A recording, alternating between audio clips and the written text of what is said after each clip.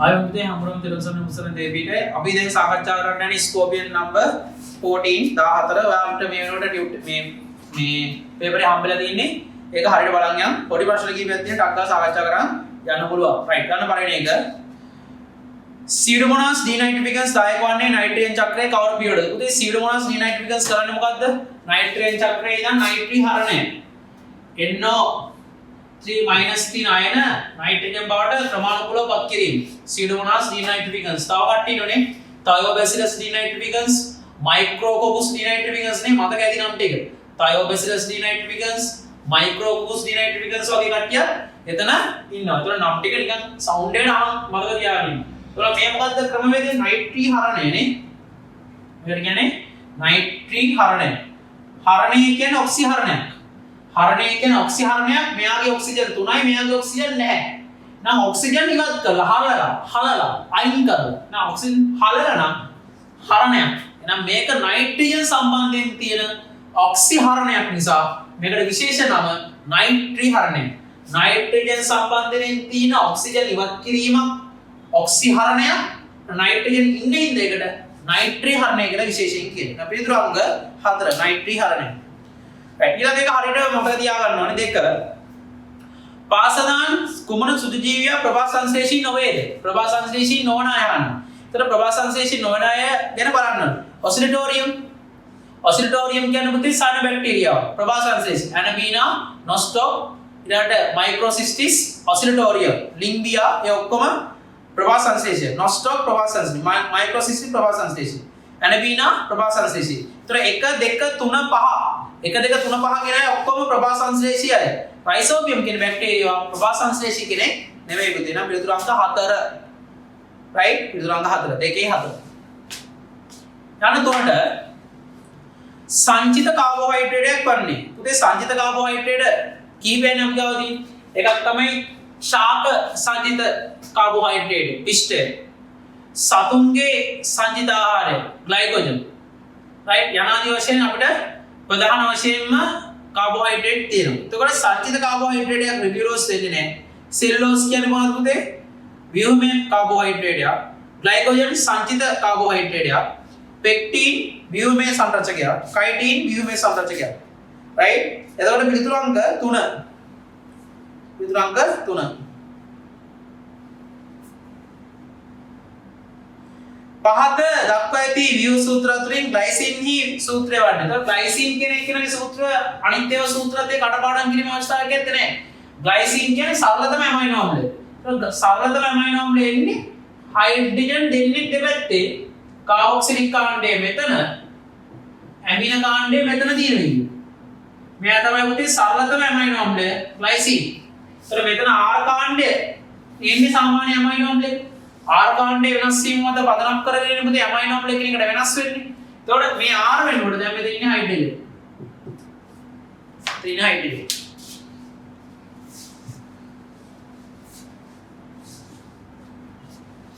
එහෙනම් බලන්න දෙපැත්තෙම හයිඩ්‍රජන් ඉන්න එක්කෙනා කවුද? NH2 එක පිළිතුරු අංක 2. පිළිතුරු අංක 2. රයිට්. ඊළඟට යන්න පහ. ස්කන්ධයේ කිලෝග්‍රෑම් 30ක් වූ ළමෙක් දශක 7ක LN අණුව දිගේ 6 mm සින්දක තොරණයකින් පහළට ලිස්සයි. ඔහු පහළ පස්සේ අත්මත ඇදීම වන්නේ.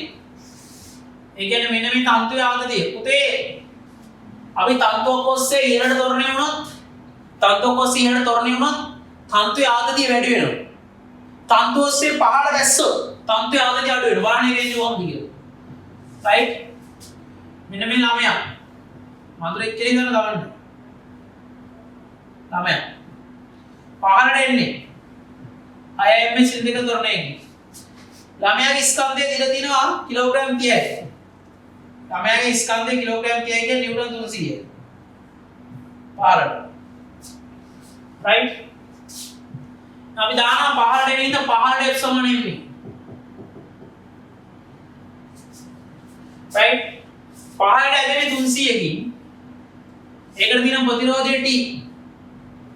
ස්කන්ධයේ 30යි තොරණයේ. එහෙනම් පුතේ පහළට F සමාන m දාන කියලා අරගෙන පහළට එන්නේ. ඉතින් යන දිශ තොරණය යන දිශාවට F සමාන m දාන්න. ඒතකොට ඊළඟ තියෙන එකම බලය මොකද? ආතති බලය. तो ऋण टी මේ පැත්තේ නම් 300න් අඩු කරනවා 180ක් සමානයි t නම් තන්තුමැති ඇතින ආතතිය 120 දැක්කද?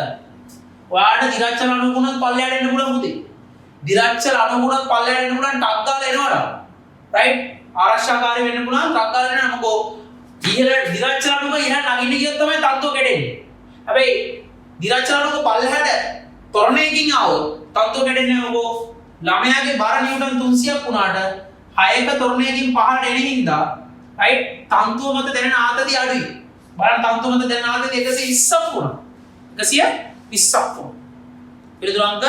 එහෙනම් 5 පිළිතුරු අංක 2. ඊළඟට යන්න 6ට.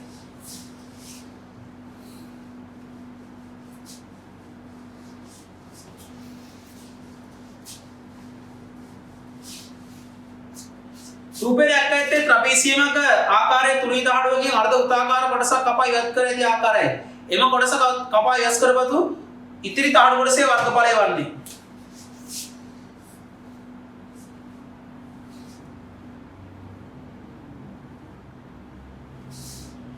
right 14 centimetre. ඒ කියන්නේ මේ අර්ධ වෘත්තයේ අරය සෙන්ටිමීටර් 7යි. විස්කම්භය දිගදී සමාන්තර පාදයක් එකක් 18යි අනිත් එක දිග තියෙන 32යි. මෙන් අහන්නේ මොකද පුතේ? වෘත්තාකාර කොටස කපා ඉවත් කළ පසු ඉතිරි කොටසේ වර්ගඵලය. එතකොට සමස්ත ත්‍රාපීසියමේ උස ලම්බ උස කීයද? 14යි. සමස්ත ත්‍රාපීසියමේ වර්ගඵලයෙන් අර්ධ වෘත්තය අඩු කරන ආකාරය නේද? නැ ඉතිරි සමානයි. ත්‍රාපීසියමේ වර්ගඵලයෙන් අඩු කරන්න අර්ධ වෘත්තයේ වර්ගඵලය ත්‍රාපීසියම වර්ගඵලය භාගයයි සමාන්තර පාද දෙක එකතුව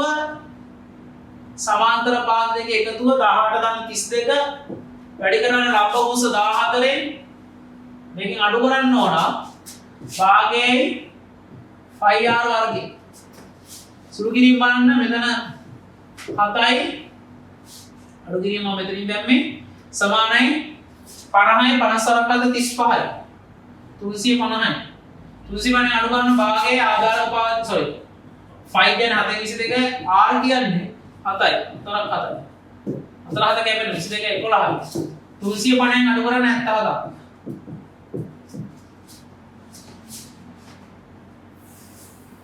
77ක් 273යි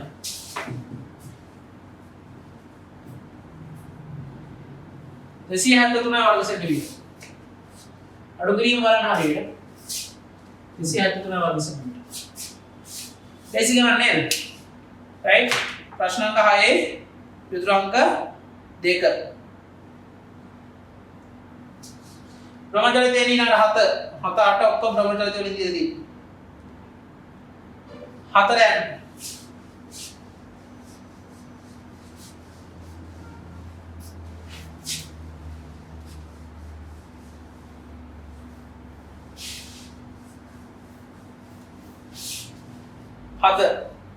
ජවරෝධයක් කැරගෙනවා.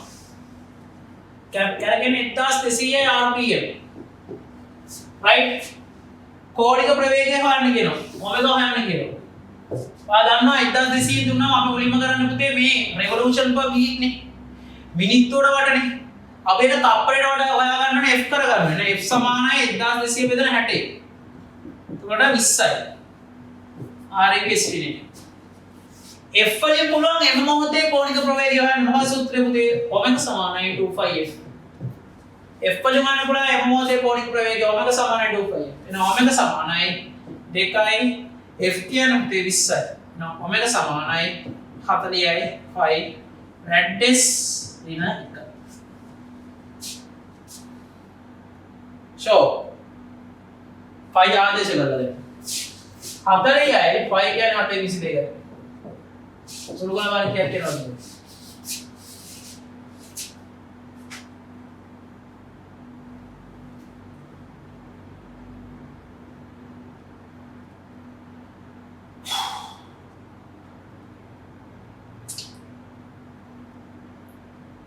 कसी 25.71 कसी 25.6 කියන තමයි ගන්න.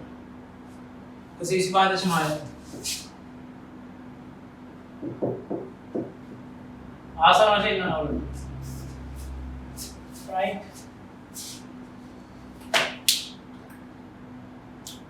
අතරින් හැමතිස්සෙම මග තියාන rpm එක දුන්නාට පස්සේ එක භ්‍රමණ සංඛ්‍යාතය බවට පත් කරගන්න. භ්‍රමණ සංඛ්‍යාතය කියන්නේ භ්‍රමණ ශීඝ්‍රතාවය. තප්පරයට කරගෙන තමයි ඔමෙගා යන්නේ. මේ ගාන හැමතිස්සෙම මග තියාන rpm වලින් ගණන් හදන්න බෑ. විභාගයට ආවොත් ඔයාලට මතක් වෙනවනේ මාව. ආරසර් කිව්වා rpm වලින් ගණන් හදන්න බෑ කියලා. මුලින්ම කරන්න පුතේ f කරන්න ඕන. f කියන්නේ තප්පරයට වට. තප්පරයට ගන්න නම් මුලින් 60න් බෙදන්න ඕන. එහෙනම් 60න් බෙදලා තප්පරයට ගන්න කිව්වා. ඊට පස්සේ ඔමෙගා සමාන 2πf ආදේශ කරලා ඒතර මෙතන ප්‍රධාන සූත්‍රය වෙන්නේ මේක. කෝණික ප්‍රවේග සූත්‍රය.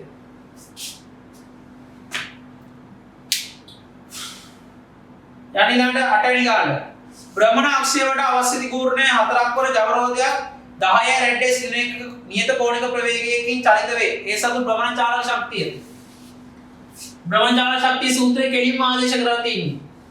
භාගයේ I ඔමෙගා වර්ගයේ. නම් පුතේ අපිට දීලා තියෙනවා I සමානයි කීයද? 8 වෙනි ගානේ 4යි. ඔමෙගා සමානයි කියලා තියෙනවා 10යි. right එහෙනම් I සමානයි 4 ඔමෙගා සමානයි 10 නම් භ්‍රමණ චාලක ශක්තිය EK සමානයි භාගයයි I ඔමෙගා වර්ගය. EK සමානයි භාගයයි I 4යි 10 වරක් 10යි කැපුණා 200 ජූල් 200 right ना 8 වෙනි ගානේ ජූල් 200ක් කියනවා.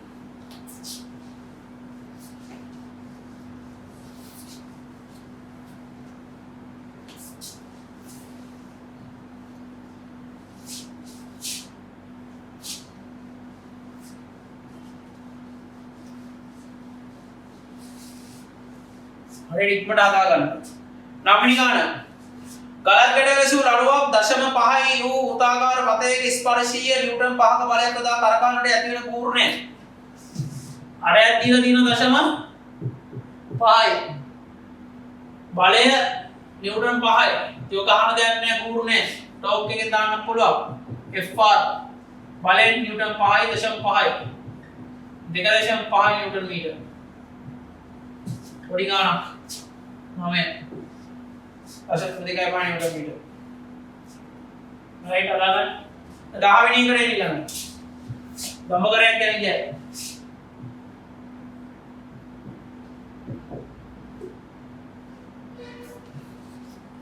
දඹකරයක් කිලෝග්‍රෑම් 1200ක ස්කන්ධයක් විනාඩියක් තුල මීටර 20ක් උසකට ඔසවනවලු. දඹකරේ ක්ෂමතාව ස්කන්ධ 1200යි. right meter 20ක් ඉරන ඔසවන්න right කර්ම ගත වෙච්ච කාලය තප්පර වලින් හදන්න ඕනේ විනාඩියක් තප්පර 60යි. උදේ දවල් මේ ගානේ කොහොමද එන්නේ? ක්ෂමතාව යනු කරන ලද කාර්ය විදීම ගත වෙච්ච කාලය. ක්ෂමතාව යනු කාර්ය විදීම ගත වෙච්ච කාලය. දැන් මෙතන කාර්යය මොකද්ද? මෙතන ඉඳන් ඉහළට එසවීම තමයි කාර්යය.